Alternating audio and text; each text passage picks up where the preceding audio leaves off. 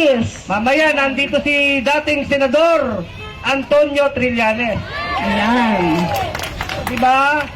Maganda talagang nagsasama-sama mga Pilipino, diba? Opo.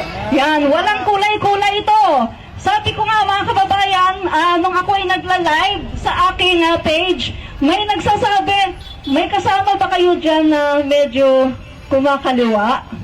Ang sabi ko naman, wala po ditong kaso, kumakaliwa ka o dito ka man sa kanan. Wala pong kaso yan. Basta iisa ang ating adhikain to impeach Sara Duterte! Sara Duterte! Impeach! Sara Duterte! Sara Duterte! Impeach! Oh, di ba? Nagkakaisa na tayo. O, mamaya darating din. Kung may kanan, may kaliwa, may sentro, darating si Congresswoman Franz Castro. Oh, di ba?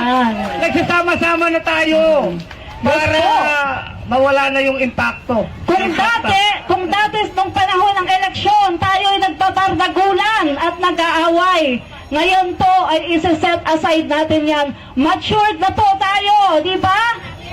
Okay. Sumunod kay Bangag. Yan, sinasabi. Wala kami ng Pangulo natin ay gusto din ng impeachment kay Sara Duterte. Pero dahil siya ang...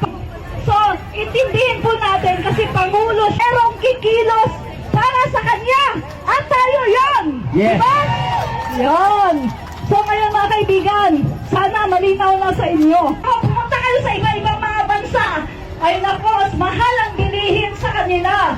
Yung aking mga kasama, saan? 1 kilo?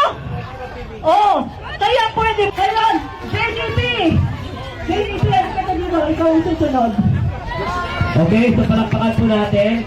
Sorry, natanong na natin si Congresswoman Castro. Magtiting ka nagpapaliwanag sa social media. Palakpakan po natin, JDB. Maraming salamat sa inyo. Seryoso ba ang ating presidente? Kung hindi seryoso yun, ba't kami nandito? Like... Hindi ako kasi. Nagigets namin eh. Di ba hindi nyo pa napansin?